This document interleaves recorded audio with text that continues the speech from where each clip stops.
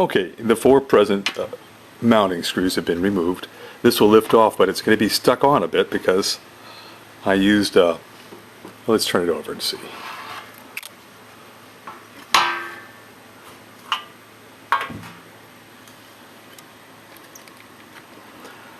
Around the perimeter where it contacts the paint and mars the paint, I stippled on a layer of polyurethane caulking. That white gluey stuff comes in a tube, clear caulking it would be called, and it dries tacky and almost invisible. Anyway, so now that'll take the pressure and it won't dig into the black powder coat any longer.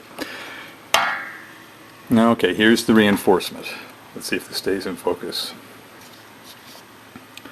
I had a piece of 1/4 inch square rod, so I cut that and made it fit, and it's put in there with epoxy with a JB weld, which is what I happen to have.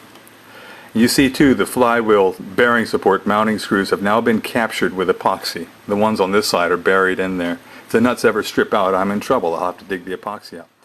What this does, capturing the screws, makes it easy to service the engine. You can take out the bearing support without trying to hold little screws through, little nuts through holes this size, because it's all up inside here.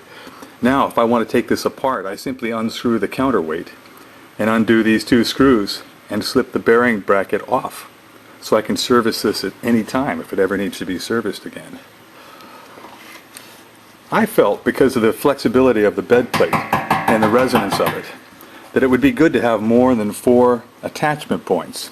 In other words, draw the sheet metal up against the engine base more firmly. Now, to do that, I don't want to put any screws in from the upper side because that would look terrible. So I'll do it from the underside. But what can I anchor the screws into? There's nothing. Well, I'll get some epoxy putty tomorrow from the store and put blobs of it here and here. I have my points marked out. In fact, I've already drilled the holes. This is a new hole, and I believe that one is too. I'm looking through the viewfinder. Anyway, so once I put the blobs in place and let them harden, I put the engine back on the base plate, bed plate, and from underneath drill in with a wood screw, make an oversized hole. Then I take this off again and I'll fill those holes with some liquid epoxy, semi-liquid epoxy like JB weld. Put this back on, run my wood screws up from underneath. I get some brass screws. The screws will be lubricated with a Teflon spray so they won't stick to the glue. And then I'll be able to attach the engine with not only 4 but maybe 6 or 8 screws, and that'll make all of this tighter and stronger, stiffer, and all that. And likewise with the Firebox, which originally and only is held by tabs, I've decided to attach it with screws. So I've made my screw holes here because the Firebox bottom is bent, flanged. It's very stiff in itself, so this is a good place to attach it. I won't have to bend any of these tabs over or glue them. So all of this means a stronger, stiffer bed plate, a quieter engine, and very easy to service. If I want to take any of this apart for painting or whatever kind of service, I don't have to bend any tabs. I don't have to fight my way trying to feel and see if the nuts are threading on the screws. Now, let me see. I think there were a couple of other things I wanted to point out. Yeah, here's the attachment for the Wilesco engine itself. And here's a new exhaust outlet. It's over twice the diameter of the factory original. So that's going to give me an easier steam exit. I'm going to have this set so that I can have the steam exhaust go out through the chimney per original, but better. Or I can turn a valve or maybe just switch hoses. I'd love to have a turn valve, a Y. And then I could have the exhaust go straight out to a vacuum condenser. And that was James Watts' great invention. A vacuum condenser will add free power.